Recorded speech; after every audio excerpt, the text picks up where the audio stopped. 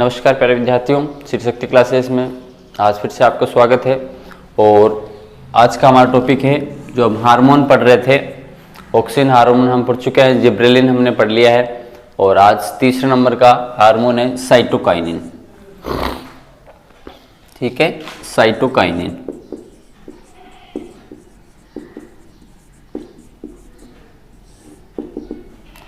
तो सबसे पहले क्या है, एक वैज्ञानिक है स्कुग व मिलर ने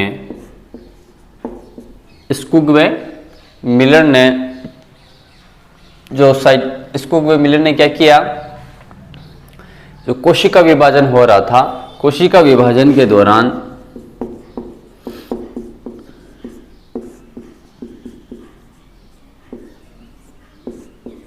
कोशिका विभाजन के समय एक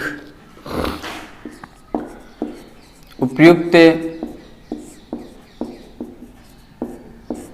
पदार्थ खोजा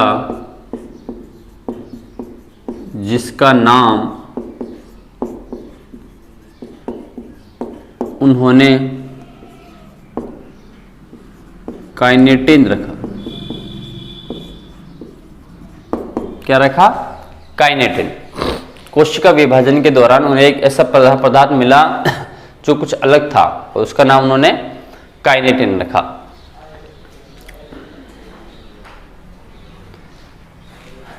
अब जो लेथम था, लेथम ने इस काइनेटिन को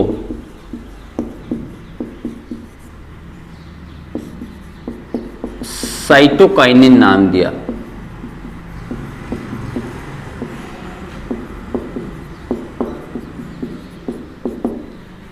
है ना, सबसे पहले लेथम ने काइनेटिन को साइटोकाइनिन नाम दिया था। इसी प्रकार लेथम व मिलर ने नारियल के अपरिपक्व भ्रूणकोश में इसे देखा व इसे एक और नाम दिया था, जियाटिन। जियाटिन नाम दिया। तो ये कुछ साइटोकाइनिन की हिस्ट्री है कि भाई साइटोकाइनिन को सबसे पहले कहाँ देखा गया, क्या क्या नाम दिया गया, है ना। तो स्कुग व मिलर ने कोशिका विभाजन के दौरान इसको देखा था और उन्होंने क्या नाम दिया, इसको काइनेटिन दिया। फिर लेथम ने इस काइनेटिन को साइटोकाइनिन नाम दिया। जो असली इसका नाम है साइटोकाइनिन, वो लेथम द्वारा दिया गया।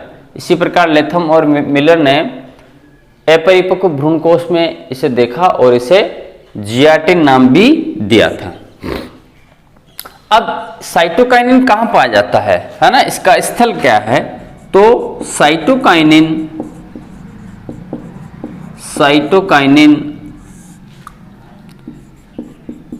परिपक्व हो रहे, अभी हुए नहीं है, हो रहे, परिपक्व हो रहे फलों में पाया जाता है। यानी जो कच्चे फल होते हैं और जो फल अब पक रहे हैं, पकने की स्थिति में आ रहे हैं, उन फलों के भ्रूणपोष के अंदर साइटोकाइनिन है, वो पाया जाता है। फिर क्या है कि साइटोकाइनिन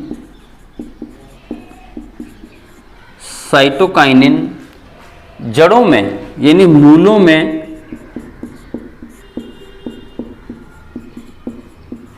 निर्मित होता है।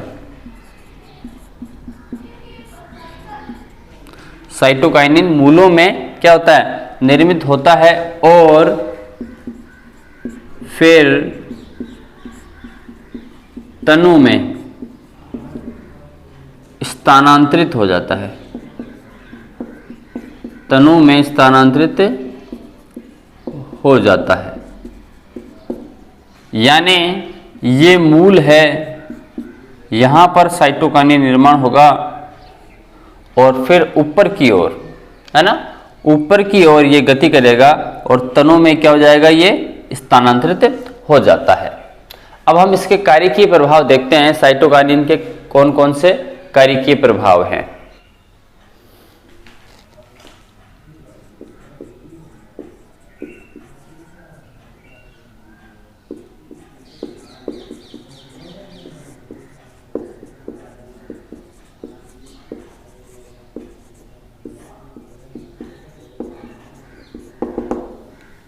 अगला है साइटोकाइनिन के कार्यकीय प्रभाव, कि भाई कौन कौन से इसके प्रभाव होते हैं साइटोकाइनिन के।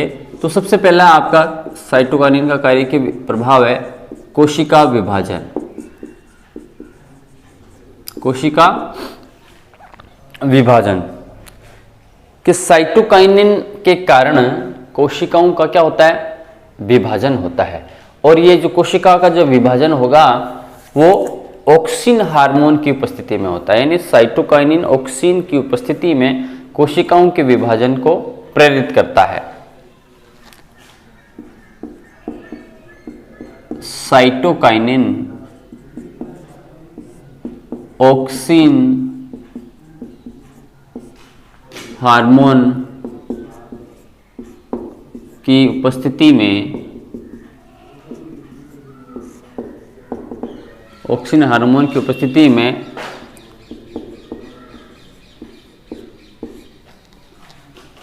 कोशिका विभाजन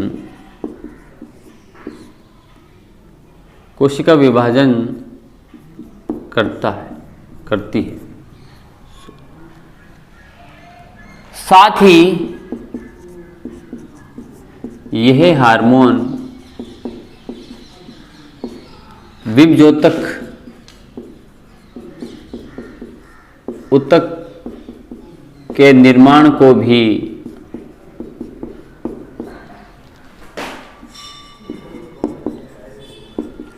प्रेरित करता है।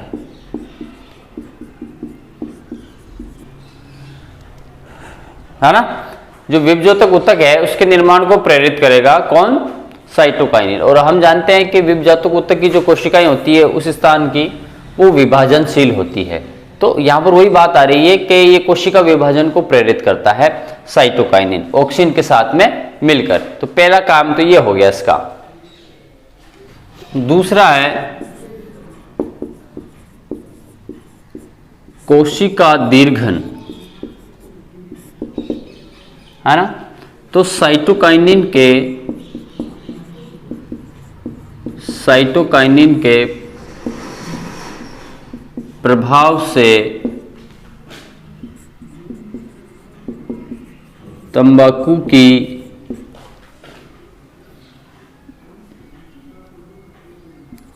कोशिकाओं में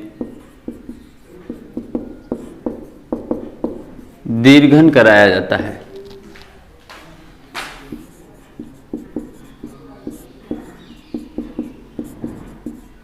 इससे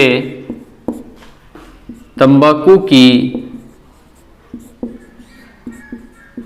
कोशिकाएं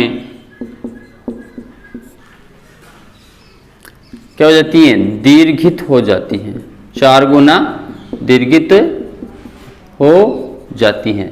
तो कोशिका दीर्घन कराने का काम भी करता है। एक आता है कोशिका विभेदन। कोशिका विभेदन तो साइटोकाइनिन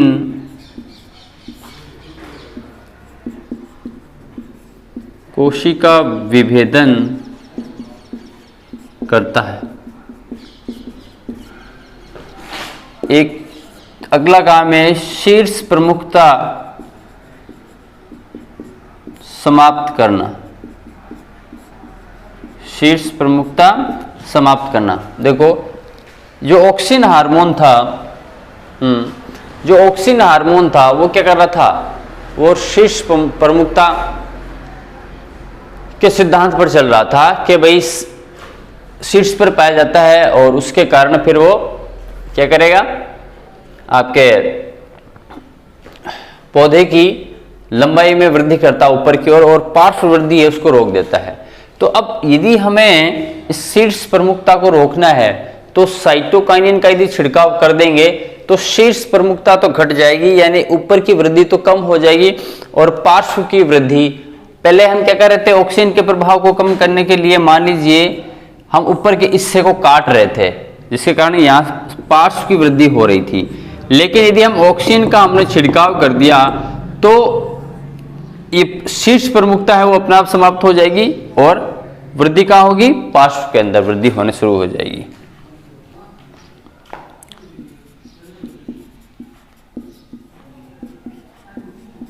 तो साइटोकाइनिन के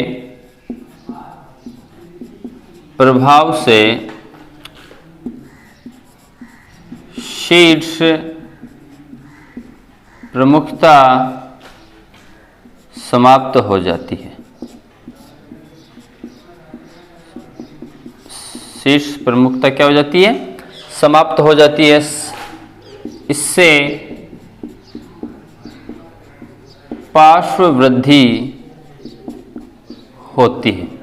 चूंकि शीर्ष प्रमुखता समाप्त हो रही है, शीर्ष प्रमुखता समाप्त हो रही है, यानी शीर्ष पौधे का शीर्ष हिस्सा है वो वृद्धि नहीं कर पा रहा है, तो जाहिर सी बात है अब उसका पार्श्वी भाग है पौधे का वो वृद्धि करेगा, है ना। तो शीर्ष प्रमुखता समाप्त कर देता है साइटोकाइनिन। अगला है प्रसुप्ता को नष्ट करना।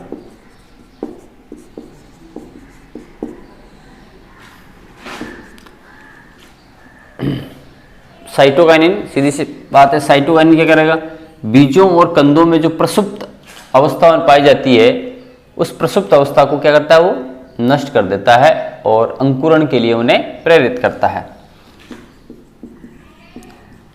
साइटोकाइनिन बीजों व कंदों में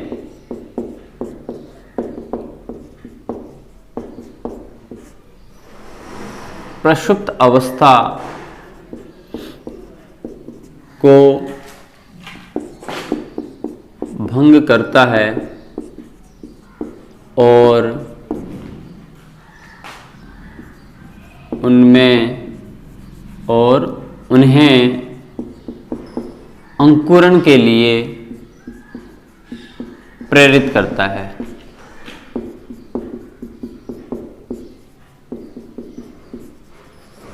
ठीक है, प्रसुप्त अवस्था को भंग करेगा और बीजों को और कंदों को साइटोकाइनिन अंकुरण के लिए प्रेरित करता है।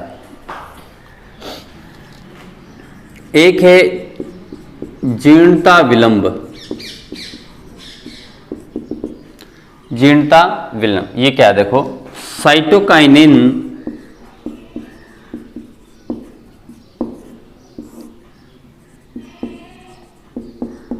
पौधों में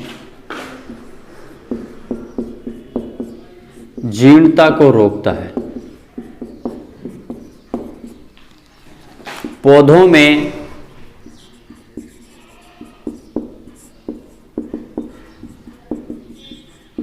पत्तियों, फलों आदि में जीर्णता, प्रोटीन, न्यूक्लिक अम्ल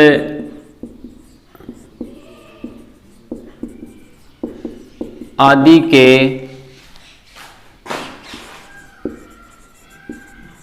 के अपघटन से होता है। जीर्णता क्या होती है, जब प्रोटीन का और न्यूक्लिक अम्ल का क्या होता है, अपघटन होता है, विघटन होता है, उसके कारण ये जीर्णता आती है पौधों के अंदर। लेकिन साइटोकाइनिन के कारण क्या हो रहा है, लेकिन साइटोकाइनिन के कारण प्रोटीन व न्यूक्लिक अम्ल में अपघटन कुछ समय बाद या धीरे धीरे होता है, या क्या होता है, धीरे धीरे होता है। ठीक है, यह आपकी जीर्णता हो तो रही है, लेकिन प्रोटीन और न्यूक्लिक अम्ल का जो अपघटन की जो दर है वो घट जाएगी। किसके कारण? साइटोकाइनिन के कारण। तो अब ये जब ये साइटोकाइनिन के कारण प्रोटीन न्यूक्लिक अम्ल का अपघटन धीरे धीरे होगा, तो जीर्णता भी क्या आती है? विलंब से आती है। जीर्णता भी क्या आती है? विलंब से आती है। अतः पौधों में जीर्णता विलंब से आती है। क्यों विलंब से क्यों आ रही है? क्योंकि प्रोटीन और न्यूक्लिक अम्लों का क्या नहीं हो रहा? अपघटन नहीं हो रहा। तो साइटोकाइनिन के कारण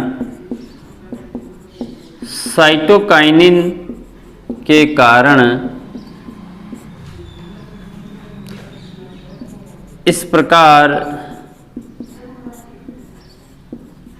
जीर्णता में होने वाले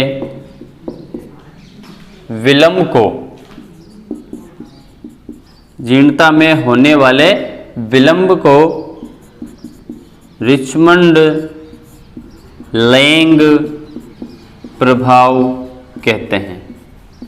रिचमंड लैंग प्रभाव कहते हैं। यानी अब प्रोटीन का और न्यूक्लिक अम्ल का अपघटन होता है, विघटन होता है, जिसके कारण आपके जीर्णता आती है पौधों के अंदर। लेकिन साइटोकाइनिन के प्रभाव के कारण उस जीर्णता में कुछ कमी आ सकती है, आप कह सकते हैं कुछ विलंब हो जाता है ना। धीरे धीरे वो जीर्णता आती है।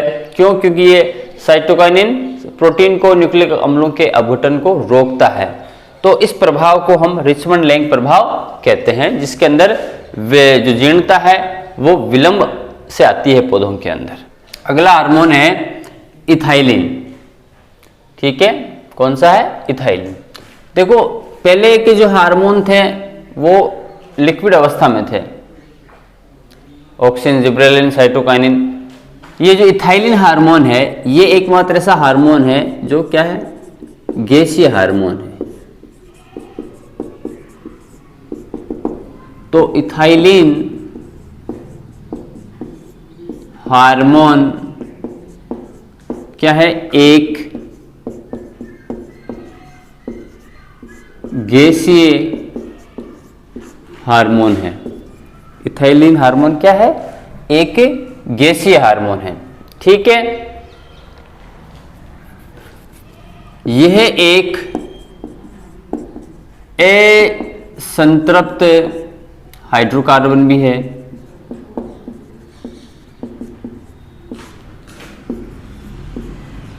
ये क्या है? एक असंतृप्त हाइड्रोकार्बन भी है। अच्छा, जो आर गेने नामक एक वैज्ञानिक थे, आर गेने, उन्होंने क्या बताया? उन्होंने ये बताया कि भाई ये जो आपके इथाइलिन हार्मोन है, ये पत्तियों में और आपके सुषुप्त कलिकाओं में इनकी जो सांद्रता है, इनकी जो मात्रा है, वो क्या है? अधिक मात्रा में ये पाए जाते हैं।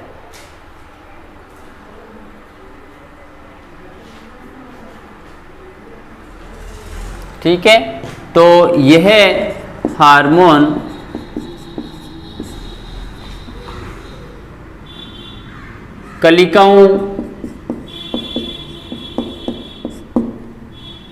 कलिकाओं और फलों आदि में और पत्तियों में भी, पत्तियों, कलिकाओं, फलों आदि में इनकी सांद्रता अधिक होती है।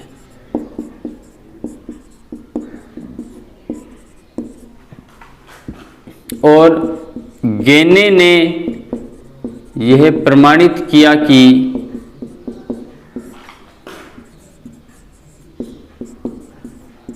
यह एक क्या है? गैसीय हार्मोन। यह एक गैसीय हार्मोन है। तो ये गैसीय हार्मोन है और गेने ने यह प्रमाणित किया, ये पत्तियों, सुषुप्त कलिकाओं, बीजों, फलों आदि के अंदर ये पाए जाते हैं। अब हम इस इथाइलिन हार्मोन के, और ये क्या असंतृप्त हाइड्रोकार्बन है और ये एक वायु प्रदूषक कार्बन भी है। ये इथाइलिन हार्मोन क्या है, एक वायु प्रदूषक कार्बन है।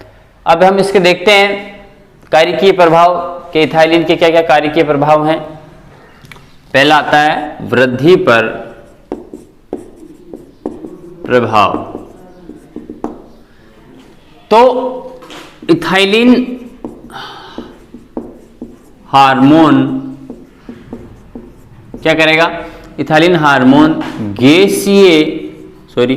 इथाइलिन हार्मोन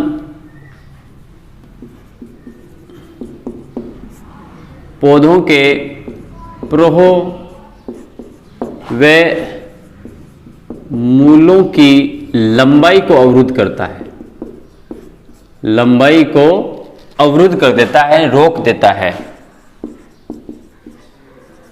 अवरुद्ध करता है।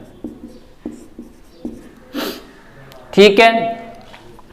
अब जब लंबाई को अवरुद्ध कर रहा है तो क्या क्या क्या बढ़ेगी, चौड़ाई बढ़ेगी। लेकिन मूलों व प्रोह की चौड़ाई को बढ़ाता है, चौड़ाई को क्या करेगा, बढ़ाएगा, है ना, जिसके कारण पौधों में क्या होगी, क्षैतिज वृद्धि होती है, क्षैतिज वृद्धि होती है। तो इथाइलिन हार्मोन क्या कर रहा है, प्रोह और मूलों की वृद्धि को रोक रहा है लंबाई में, लेकिन उसकी चौड़ाई को बढ़ा रहा है। तो आप कह सकते हो कि तने की चौड़ाई बढ़ रही है, लंबाई क्या हो रही है, कम हो रही है इस इथाइलिन हार्मोन के प्रभाव से। ठीक है। दूसरा है फलों का पकना, फलों का पकना। अब यह हार्मोन सबसे इसका महत्वपूर्ण काम क्या है कि जो फल पकते हैं वो इस हार्मोन के कारण ही फल पकते हैं, है ना।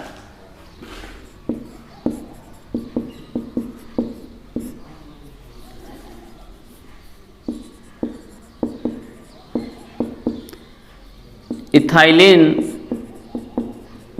हार्मोन प्राकृतिक रूप से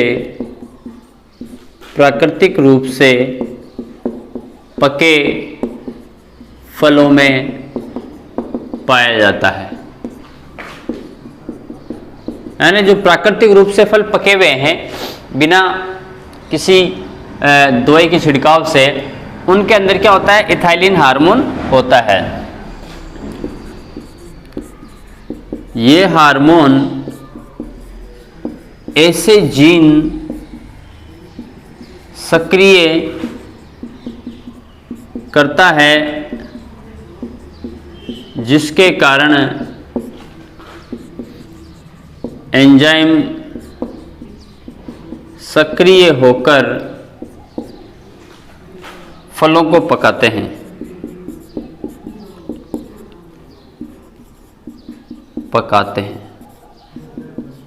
ऐसे फल क्लाइमेक्टेरिक फल कहलाते हैं, ऐसे फल क्लाइमेक्टेरिक फल कहलाते हैं। ठीक है ना। तो इथाइलिन हार्मोन क्या करेगा, सक्रिय रूप से फलों को पकाने का काम करेगा, या ऐसे जीन सक्रिय करेगा जो कुछ ऐसे एंजाइमों को सक्रिय कर देंगे जो फलों को पकाने का काम करेंगे। तो डायरेक्टली इनडायरेक्ट रूप से ये क्या करेगा, फलों को पकाने का काम कर रहा है। पुष्पन पर प्रभाव। अधिकतर जो अभी हमने हार्मोन देखे हैं उन सब में क्या होता है, वो पुष्पन की क्रिया को प्रेरित करते हैं। ठीक है। लेकिन ये जो इथाइलिन हार्मोन है, इथाइलिन हार्मोन ये क्या करेगा, पुष्पन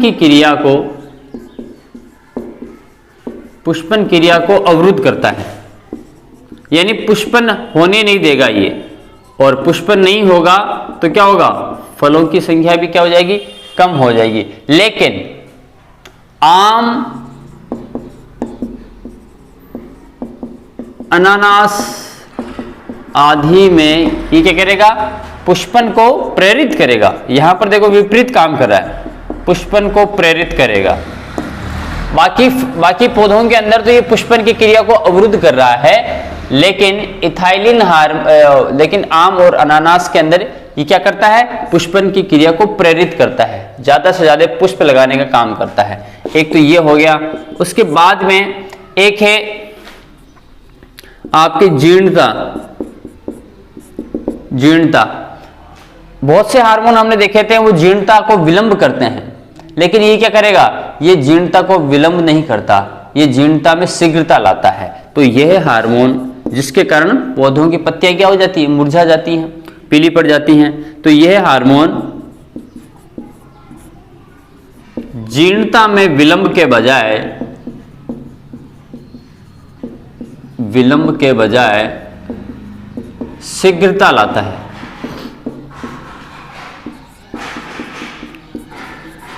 जीर्णता में होता क्या है, पहले भी हमने देखा है, जीर्णता में पत्तियां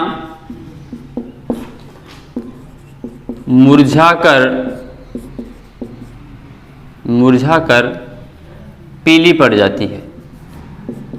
और ये भी हमने देख लिया है कि भाई जीर्णता आती क्यों है। जीर्णता इसलिए आती है क्योंकि प्रोटीन और आपके प्रोटीन का और जो न्यूक्लिक एसिड है उनका क्या हो जाता है, अपघटन हो जाता है। इस कारण वो उनका अपघटन होगा तो उनके अंदर जीर्णता आ जाती है, पत्तियां पीली पड़ जाएंगी, मुरझा जाएंगी, सूख जाएंगी और पौधे से नीचे गिरना शुरू हो जाएंगी।